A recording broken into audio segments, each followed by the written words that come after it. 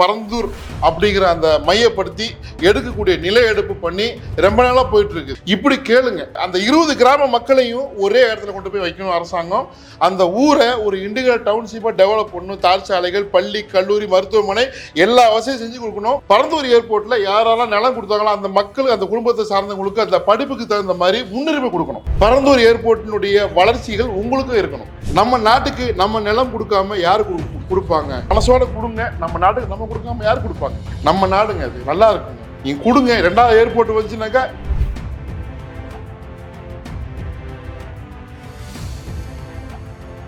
பரந்தூர் மக்களுக்கான பிரச்சனையை அவங்க தரப்புல இருந்து நம்ம அழுகணும்னாக்கா மனசு ரொம்ப வலிக்கும். ஒருவேளை நீங்க பரந்தூர்காரராக இருந்தீங்கன்னாக்கா உங்கள் நிலத்தை நிச்சயமா நீங்க என்ன விலை கொடுத்தாலும் கொடுக்கத்தான் மாட்டீங்க. அவங்களுடைய நியாயமான கோரிக்கை அதுதான். எங்க நிலத்தை நாங்கள் கொடுக்க மாட்டோம். எங்க நிலத்துல அதாவது ஒரு நிலம் கிடையாது, கிட்டத்தட்ட 2000 ஏக்கருக்கு மேல, ஒரு தாம்பரத்தின் அளவை விட பெருசு. ஸோ அவ்வளவு பரந்த ஒரு 20 கிராமங்கள் சுற்றளவு கொண்ட அந்த சுற்று வட்டார பாதையில் இருக்கக்கூடிய அந்த பரந்தூர் அப்படிங்கிற அந்த மையப்படுத்தி எடுக்கக்கூடிய நில எடுப்பு பண்ணி ரொம்ப நாளாக போயிட்டு இருக்குது.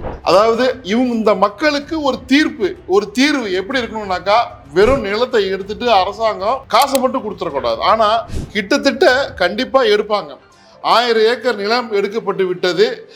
4000 கோடிக்கு மேலே பணம் பட்டுவாடா செய்யப்பட்டு விட்டது. 11 கிராம மக்கள் இதற்கு கையெழுத்து போட்டாங்க. பத்திரப்பதிவு நடந்துச்சு அப்படின்னு சொல்லி நேற்று எஸ்டர்டே.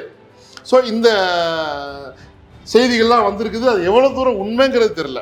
ஆனால் எப்படியா இருந்தாலும் இது நடக்கும். பரந்தூர் ஏர்போர்ட் வரத்தான் போகுது. பரந்தூர் ஏர்போர்ட்டுக்கு வச்சிருக்கிற நிலத்தை எப்படியாவது அரசாங்கம் கையகப்படுத்தும்.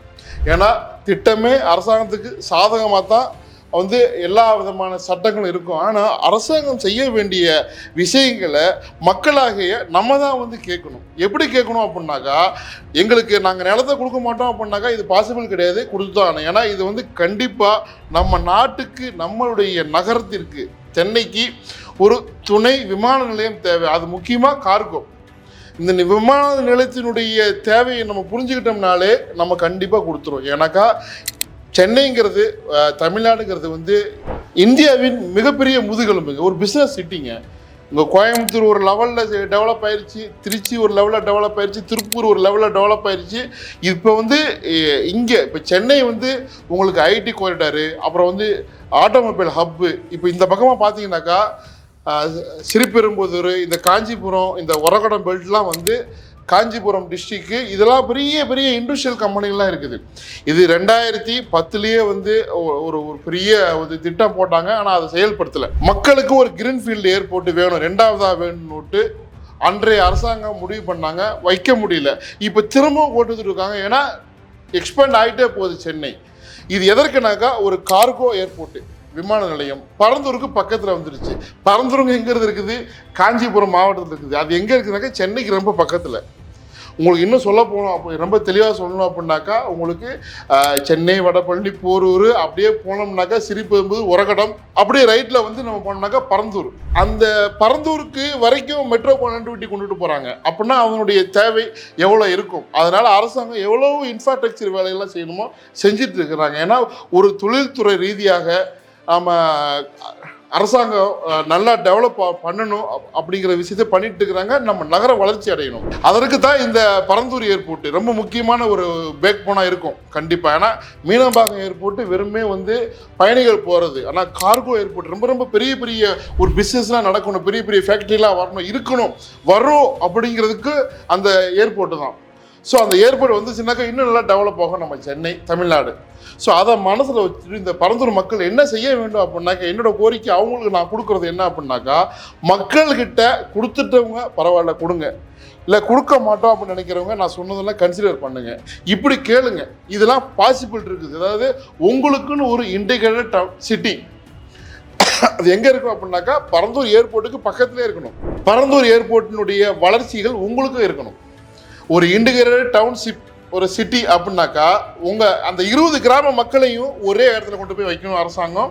அந்த ஊரை ஒரு இண்டிவிஜுவல் டவுன்ஷிப்பாக டெவலப் பண்ணணும். தார்ச்சாலைகள், பள்ளி, கல்லூரி, மருத்துவமனை எல்லா வசதியும் செஞ்சு கொடுக்கணும். பரந்தூர் ஏர்போர்ட்டில் யாரெல்லாம் நிலம் கொடுத்தாங்களோ அந்த மக்கள், அந்த குடும்பத்தை சார்ந்தவங்களுக்கு அந்த படிப்புக்கு தகுந்த மாதிரி முன்னுரிமை கொடுக்கணும். அந்த பரந்தூர் ஏர்போர்ட்டினுடைய அந்த ஊரினுடைய வளர்ச்சியில் உங்கள் பங்கு இருக்கணும். ஏன் எங்கேயோ ஏதோ ஒரு அரசாங்கம் திட்டம் போடுது, எங்கேயோ இருந்து ஒருத்தங்க வர்றாங்க, வந்து அதனுடைய வளர்ச்சியை அந்த லாபத்தை புதுசாக வந்தவங்க அள்ளிட்டு போகிறாங்க. இப்படி தான் ரியல் எஸ்டேட் வளர்ந்துட்டு இருக்குதுங்க. அந்த ஊர் மக்கள் எப்பவுமே செழிப்பாக இருந்தாங்களான்னு கேட்டாக்கா இல்லை. ஆனால் நான் சொல்கிறது, இப்போ பரந்தூர் மக்கள் இப்போ முழிச்சுக்கிட்டு அரசாங்கத்திட்ட கோரிக்கை வச்சாங்கன்னாக்கா கண்டிப்பாக நிறைவேற்றும். நாங்கள் நிலம் தர்றோம், ஆனால் எங்களுக்கு தேவையான ஒரு ஒரு எதுக்கு நாங்கள் கொடுக்க மாட்டோம்னாக்க எங்களுக்கு எங்கள் வாழ்வாதாரம் என்ன ஆகும் அப்படிங்கிற எங்களுக்கு பயம் இருக்குது. அதனால் எங்களுக்கு ஒரு ஊர் உருவாக்கி கொடுங்க, அதில் எல்லாமே இருக்கணும். எங்களுக்கு பணமும் கொடுங்க, ஒரு ஊரை உருவாக்கி கொடுங்க. நிலம் தரேன்னு சொல்கிறாங்க அரசாங்கம் இப்போவும், அதுக்குண்டான இழப்பீடும் தரேன்றாங்க. ஆனால் இப்படி நீங்கள் கேட்டிங்கனாக்கா உங்களுடைய வளர்ச்சியை யாராலையும் தடுக்க முடியாதுங்க. இது மிகப்பெரிய முன்னுதாரணமாக இருக்கும். நவி மும்பை, புதிய மும்பை, அப்புறம் நியூ டில்லி, இதெல்லாம் இந்த மாதிரி விஷயங்கள்லாம் நடந்துச்சு. ஆனால் ரொம்ப கம்மியாக இருந்துச்சு. இந்த அளவுக்கு பெருசாக எஸ்டாப்ளிஷ் இம்ப்ளிமெண்ட் ஆகலை. சென்னை ஒரு புதிய ஒரு நல்ல விஷயத்துக்கு அடித்தளம் நட்டின மாதிரி இருக்கும். இது செய்யுங்க பரந்தூர் மக்களே. ஏன்னா நம்ம நாட்டுக்கு நம்ம நிலம் கொடுக்காம யார் கொடுப்பாங்க? மிகப்பெரிய கஷ்டம்தான். தாத்தன் பாட்டன் முப்பாட்டன் கட்டி காத்த சொத்து, வெறும் ரத்தமாக வாழ்ந்த சொத்து, அவங்களோட நினைவுகள். நம்மளுடைய தமிழர் மரபே அதுதான். நம்மளுடைய மூதாதையர்கள் வணங்கக்கூடியவர்கள் நம்ம, புரிஞ்சுக்கலாம். நம்மளுடைய தெய்வங்களை நம்ம போட்டுறோம். அவங்க வச்சுட்டு போகிற நிலம் நம்ம விட்டுட்டு போகிறதுக்கு கொஞ்சம் கஷ்டம்தான். ஆனால் இந்த வளர்ச்சி யாருக்கு போகுது? நம்ம நாட்டுக்கு தான் போகுது. கண்டிப்பாக ஒரு ஏர்போர்ட் தேவை. அதனால் நீங்கள் நான் சொன்ன மாதிரி எங்களுக்குன்னு ஒரு இன்டிகிரேட்டட் சிட்டியை உருவாக்கி அரசாங்கம் கொடுக்கணும் அப்படின்னு நீங்கள் கேட்டீங்கன்னா கொடுத்துதாங்க. இது எப்போ நடக்கும் அப்படின்னாக்கா கிராம பஞ்சாயத்து, அதாவது கிராம சபை கூட்டம் நடக்குது பார்த்தீங்களா, வருஷத்தில் 4 வாட்டி நடக்குது. ஜனவரியில் நடக்கும். அப்போ நீங்கள் எல்லா மக்களும் சேர்ந்து எங்களுக்கு வேணும்னு நீங்கள் கோரிக்கை வச்சிங்கனாக்கா அரசாங்கத்தால் நிறுத்தவே முடியாதுங்க. ஏன்னாக்கா இப்படிப்பட்ட கோரிக்கை இந்த 20 கிராமத்து மக்களும் வைக்க போது அரசாங்கம் கேட்டுத்தாங்க. நிலம் கொடுக்குறோம், அதுக்கு உண்டான இழப்பீடாகவும் கொடுங்க, எங்களுக்கு ஒரு புதிய நகரத்தை உருவாக்கி கொடுங்க, எங்களுக்கு எல்லா வசதியும் வேணும், வேலை வாய்ப்பு வேணும், கல்வி வேணும், மருத்துவம் வேணும், போக்குவரத்துக்கு இதெல்லாம் வசதி, சாலை வசதிகள் எல்லாமே இருக்கணும். அப்படியே பலன்னு ஒரு கிராமத்தை ஒரு ஊரை நீங்கள் உருவாக்குங்க மக்களை. கேட்டு பெறுங்க மக்களை. உங்களுக்கு உரிமை இருக்குதுனாக்கா நம்ம யாரையுமே ஆணித்தரமாக சட்டையை பிடிச்சி கேட்கலாம். நீங்கள் அரசாங்கத்தை கேளுங்க, சட்டத்தில் இடம் இருக்குது. உங்களுக்கு நல்ல ஒரு லாயர் ஸ்டீமை உருவாக்குங்க. இல்லை எங்கிட்ட சொல்லுங்கள். நிறைய நல்ல லாயர்ஸாக இருக்கிறாங்க, ரிட்டையர் நீதிபதிகளாக இருக்கிறாங்க, ஓய்வு பெற்ற நீதிபதிகளாக இருக்காங்க. நம்மளுக்காண்டி ஹெல்ப் பண்ணுவாங்க. வாலண்டியராக எந்த விதமான பணமும் வாங்காமல். அதற்கு நான் கூட ஏற்பாடு பண்ணுறேன். இல்லை உங்களுக்கு தெரிஞ்சவங்க வந்தாக்கா நீங்களே செய்யுங்க. இதை விட ஒரு சிறப்பான தீர்ப்பு பரந்தூர் மக்களுக்கு இருக்குமான்னு தெரியல மக்களே. 4 பேர்த்துக்கு ஷேர் பண்ணுங்கள். நான் சொன்னது சரியா தப்பா, கரெக்டாக இல்லையா? ஸோ என்னென்னு சொல்லுங்கள். இது ரொம்ப ரொம்ப முக்கியமானது. பரந்தூர் மக்கள் இப்படி தான் அவங்களுடைய விஷயத்தை கொண்டுட்டு போகணும். அவங்களுக்கு இதுதான் சரியான தீர்ப்பு.